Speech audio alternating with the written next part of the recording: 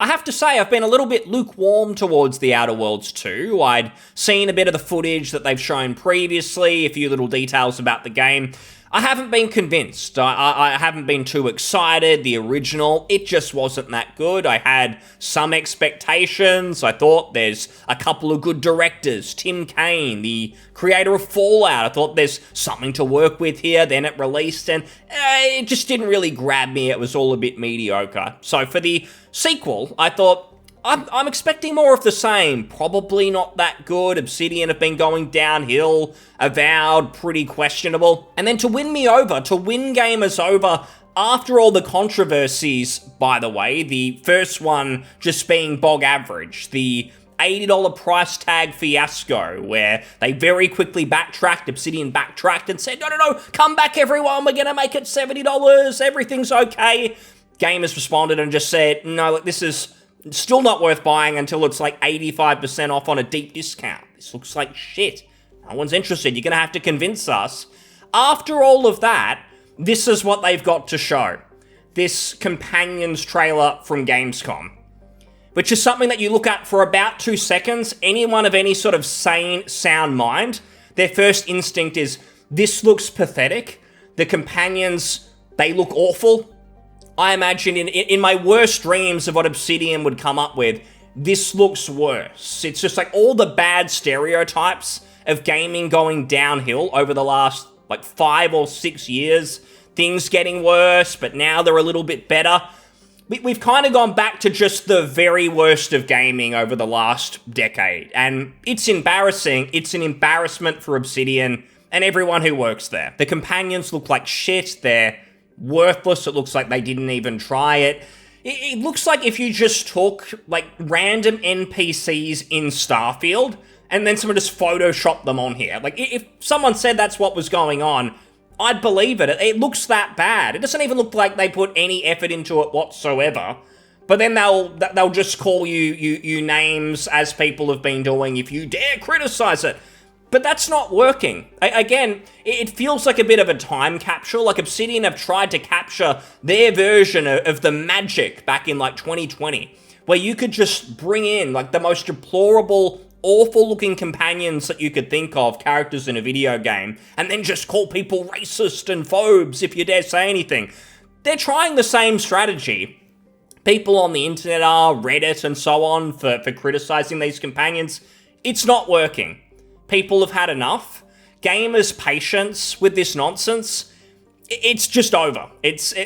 People have just had enough of this. It's become very clear in the last 12 months or so that people who think that this looks good, these companions, the percentage of people who, whether they genuinely think that or just politically aligns that they need to say that they look good, it's like 10% of the population. It's probably like 2% of gamers. Most of the people who bang on about this, they don't play games, as evidenced by the endless flops, the Concords, the million from last year and beyond that we witnessed. Like, they all flop because none of those clowns play these games. So they'll call people names and everything like that, but we all know now, the people doing that, they're like a single-digit percentage of the population. Normal people don't want this. They look at this and puke. It's just, again, it's to see Obsidian and how low they've sunk. The old days, fans like me playing New Vegas, Knights of the Old Republic 2, even games like Pillars of Eternity and so on, where they maybe didn't feel as good as some of the CRPGs we've got now, like Baldur's Gate 3. They were still better than this. They've just gone so downhill it's not even funny. And when you just think of Obsidian and who works there, who's even left? Anyone who had any spine, any talent, who you looked to and thought they make the great games, they're basically all gone. Like Tim Kaine, for instance, who makes a lot of YouTube videos, I think he's like a consultant on this. He's not in a leadership role whatsoever. Outside him, who have you got? You've got like Josh Sawyer, who directed New Vegas, so he's directed and been part of some great games in the past. Even he seems to have just gone completely off the deep end. I saw a clip earlier where he was talking about some film director, and he's like, oh, I like some of his movies, but there's too many white people. He's always putting white people in the movies. I can't have that. Someone who's just like that deranged I'm sure he wasn't always like that, but he's drunk that Kool-Aid. It's like, you're never going to make a good game again. Let's just be honest. Like, you've totally lost it. So have most of the people at Obsidian. In fact, if you're someone who works at that studio and you're still there and you're working on this game, you need to get out ASAP, because Obsidian are not surviving this, and you don't want this staying on your resume. If you've got any talent whatsoever, wash your hands of this immediately. Get out, because this is going to be the latest embarrassment that no one wants anything to do with, whether it's developer, whether it's player. No one's going near this. Even curious Game Pass subscribers are going to be embarrassed to download this, and they're probably not going to do it. Because, again, the first Outer Worlds, it's not even that good.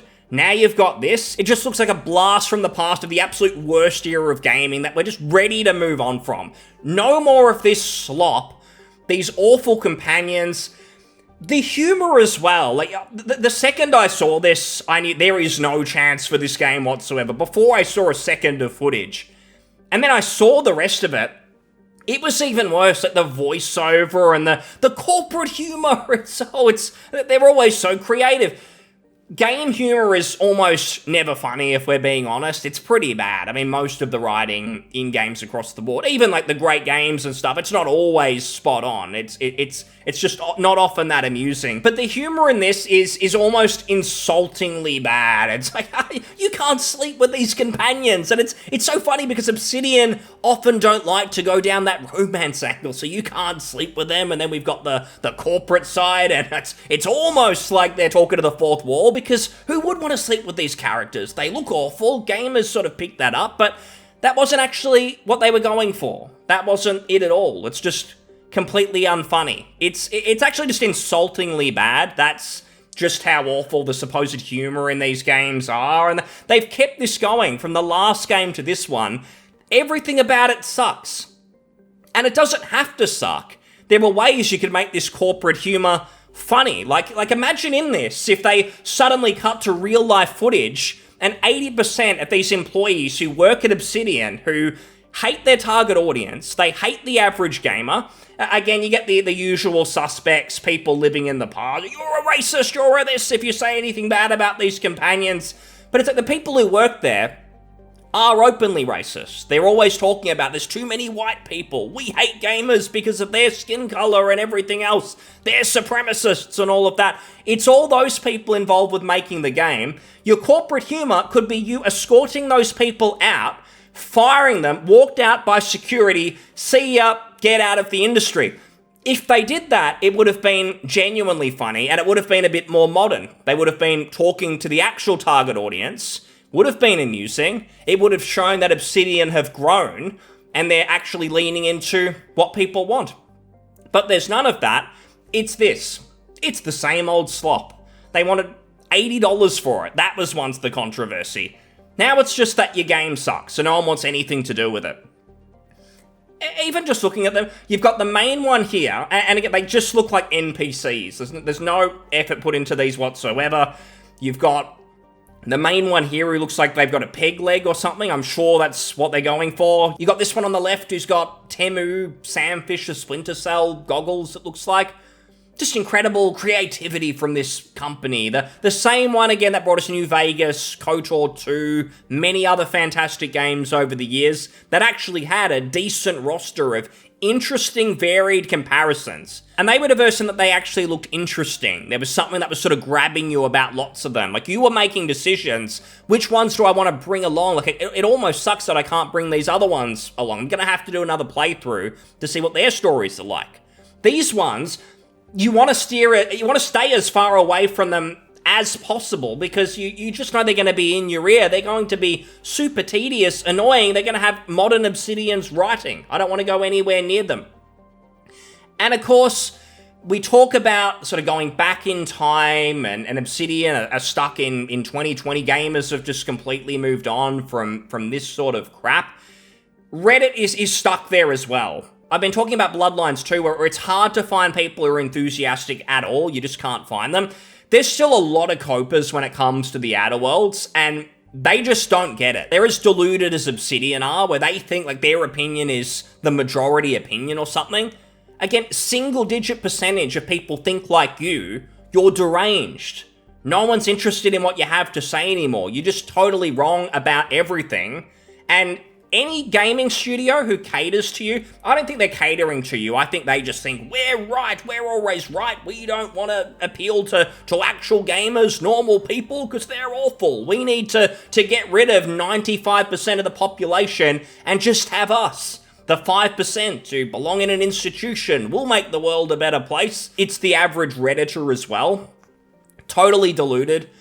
So you get these people, reminder, don't let rage content ruin your experience. I know, I get it, it's hard. I'm no stranger to letting internet discourse affect my mood and colour my feelings towards certain things. It's not always an easy thing to avoid. If you're consuming content and then it's like making you upset, he says that a bit later, like, oh, it's making me angry and blah, blah, blah. If it's affecting your mood, it's your problem. It's something to do with you. It means that you're living in a deluded bubble that doesn't actually line up with reality because people are just speaking the truth. There's all that they use this criticism every time. It was the Veilguard. I've seen it with Bloodlines 2 occasionally. It was like that with Concord, Starfield, all these other games where it's all like people they're just manipulating people. People making videos and so on, making this content, they're manipulating people into hating these games. They're just serving the audience. They're just telling people what they want to hear, basically. More of what they agree with. It's just confirming what people already think, which is they look at this and they know it looks abysmal. No manipulation required. Anyone looks at this, the companions in the Outer Worlds 2, they know that something has gone horribly wrong. The people who are working there shouldn't be working there. They need to get out. They're either talentless, their politics has just like twisted their mind to a point where I don't think there's any recovery. Like this, to actually be working somewhere, getting paid, and this is what you come up with, you should be utterly embarrassed. And these people go, no, you've been tricked into thinking that that's bad. That's incredible what Obsidian are doing with the Outer Worlds 2. It's these rage merchants. That's what they come up with. And then they even admit that if they see anything on the internet themselves, negative about Obsidian, or telling you that these awful looking characters actually just are awful, that's it. It's really that simple. Then they have to protect themselves. Like, no, we need to censor, and I need my little safe bubble. Like, I'm the one who's normal. It's everyone else who's bad.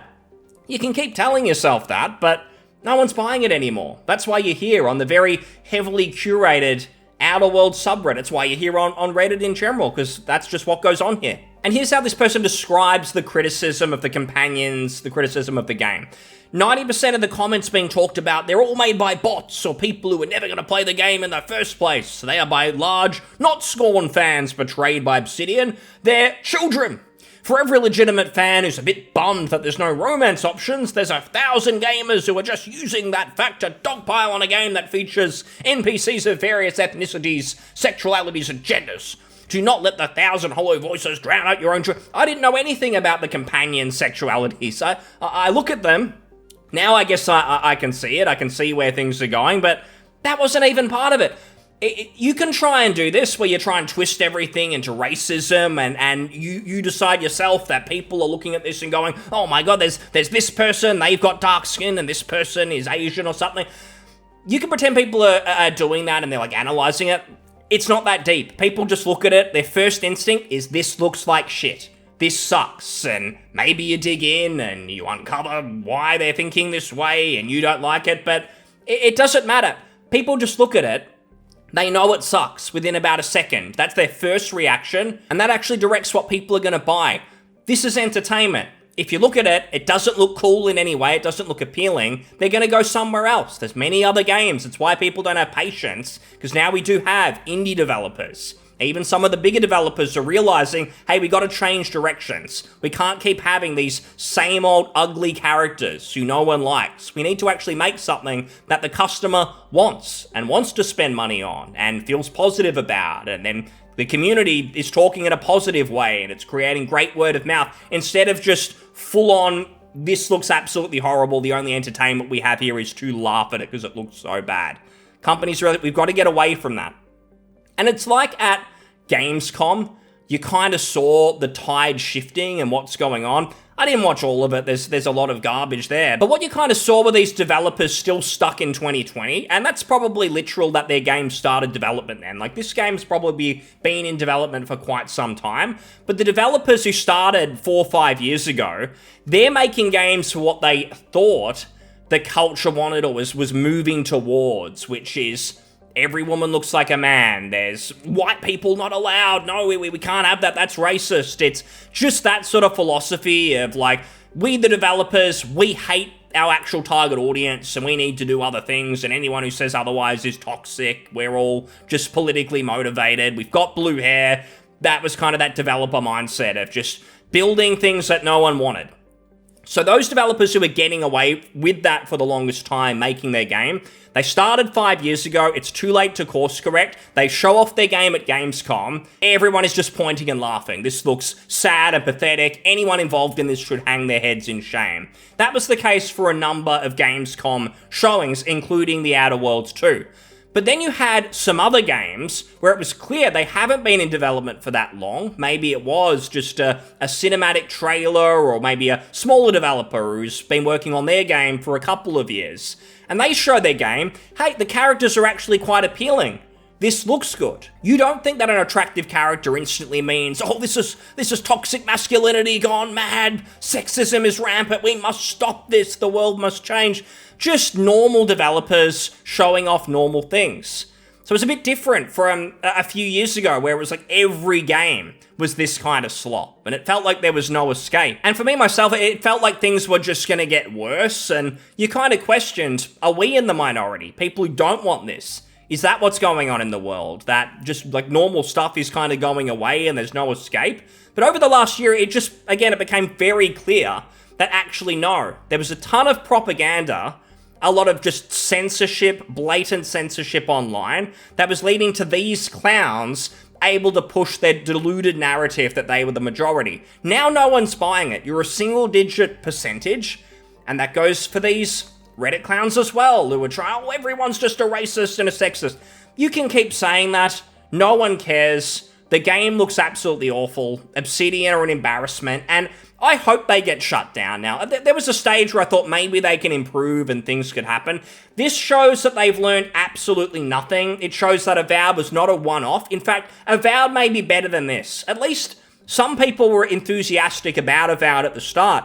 I was cautiously optimistic when it was first shown off years ago, and then it just got worse and worse. We learned that the Obsidian developers hate us. They just hate the average gamer. They made it clear. There were leaks of conversations, the art director, probably other people. They're not interested in providing content for people who actually like RPGs. They're just living in another world. And these last sad straggler fans who are left crying about these won't go broke people coming out of the floorboards, blah, blah, blah. Sorry, but they're the majority. People who don't want this are the majority. And they're going to make their voices heard. They are going to vote with their wallets. I'm very confident with that based on what we've seen the last 18 months. This is going to be an absolutely catastrophic flop. I think it'll be the end of Obsidian. Maybe they won't be closed, but it's like they'll be left to work on Grounded and that live service part of their business that's had a little bit of success. All these morons are just going to be out. I think it's going to be the end. It is Microsoft, though, so you never know. Maybe they're even more incompetent than we thought. But it is pretty sad when you think about some of the great games they've made in the past, but it's just like Blizzard and all these other companies. Forget about the name. Obsidian is dead. This is a total joke. We'll leave it there. Thanks for listening. I'll see you on the next one. Cheers. Bye.